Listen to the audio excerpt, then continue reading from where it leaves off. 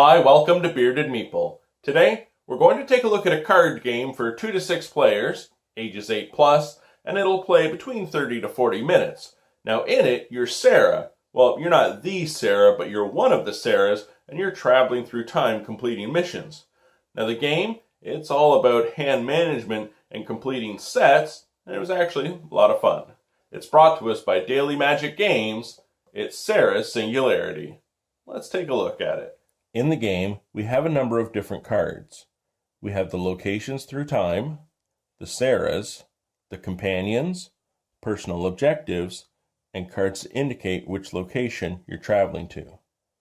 The companion cards will feature icons of locations and skills.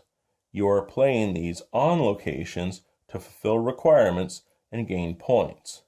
You will also be collecting sets of mission cards, combining their icons to gain bonus points. Some companions will have special abilities, and as you change Sarahs through time, you'll change abilities as well.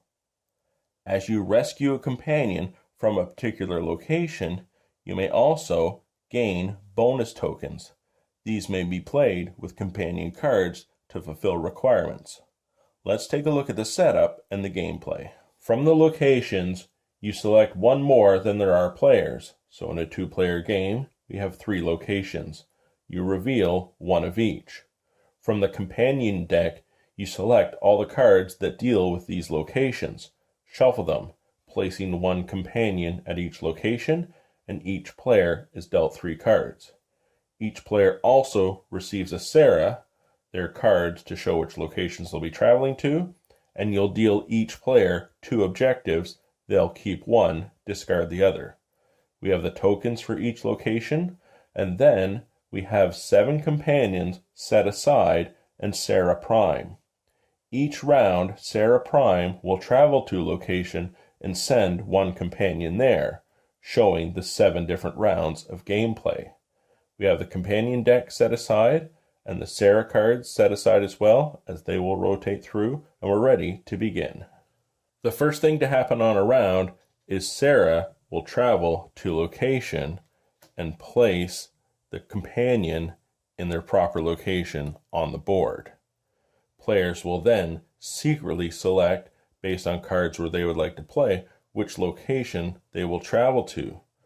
After everyone's selected, the cards will be revealed.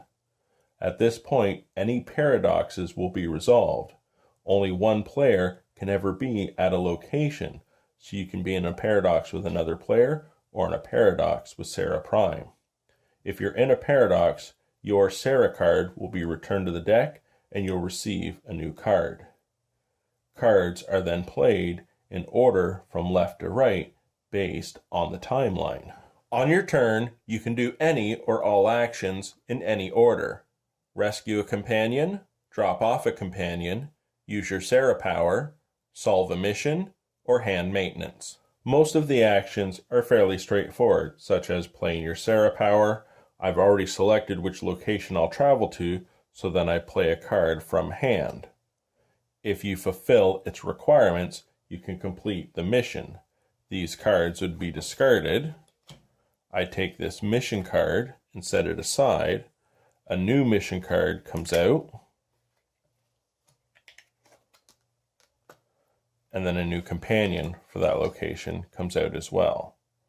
Let's take a look at what happens if you rescue a companion. You rescue a companion from the location you've traveled to. As the old woman doesn't actually belong in Japan, I take that card in hand, and now I gain a token from the location she belongs.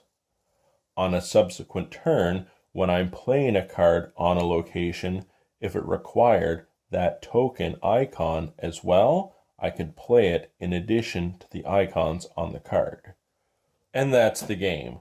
Sarah Prime will travel through time to the different locations, dropping off companions over the 7 rounds. Players will secretly select which location they want to go to.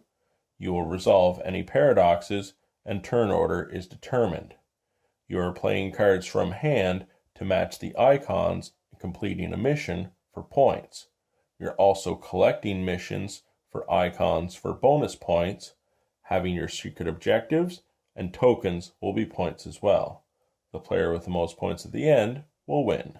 And that, my friends, is Sarah's Singularity. Now, I will say that this was just a prototype I was sent. It's not final production quality, but you get the idea of the game. Actually, I really enjoyed it. I like the fact that it's not just play a card, do a thing. You have multiple things you can do on your turn. It's not heavy, but you still have to strategize as you're trying to play the cards and complete the missions. And yes, it is a point salad, which is nice too, because there are multiple ways to get those points. I enjoyed it. I hope you get a chance to check it out. I'll talk to you again soon.